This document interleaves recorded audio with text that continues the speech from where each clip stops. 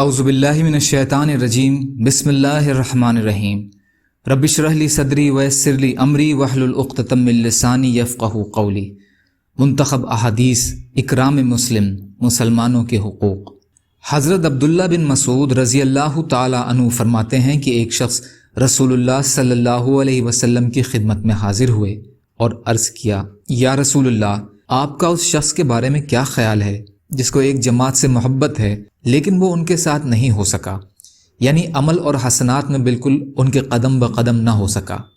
آپ صلی اللہ علیہ وسلم نے ارشاد فرمایا، جو آدمی جس سے محبت رکھتا ہے اس کے ساتھ ہی ہوگا، یعنی آخرت میں اس کے ساتھ کر دیا جائے گا۔ بخاری۔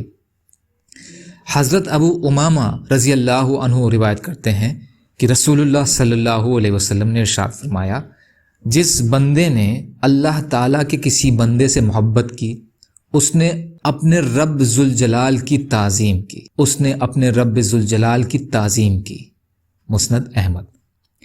حضرت ابو ذر رضی اللہ تعالی عنہ روایت کرتے ہیں کہ رسول اللہ صلی اللہ علیہ وسلم نے ارشاد فرمایا، سب سے افضل عمل اللہ تعالیٰ کے لیے کسی سے محبت کرنا اور اللہ تعالیٰ کے لیے کسی سے دشمنی کرنا ہے۔ ابو داؤد۔ یا اللہ ہم سب کو کہنے سننے سے زیادہ عمل کی توفیق عطا فرما۔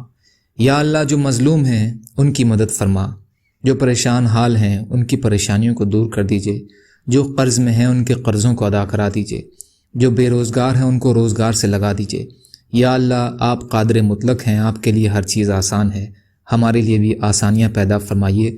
یا اللہ اپنے حلال میں سے ہمیں دے دیجئے، یا اللہ اپنے حرام سے ہمیں بچائیے۔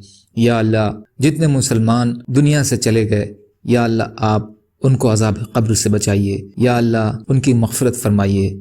یا اللہ ہم سب کو بھی عذاب قبر سے بچائیے، یا اللہ ہماری بھی مغفرت فرما دیجئے۔ یا اللہ دین کا کام کرنے والا بنائیے، سچی توبہ کی توفیق عطا فرمائیے۔ اللہم انا نجعلک فی نحورہم ونعوذ بک من شرورہم برحمتک یا ارحم الراحمین۔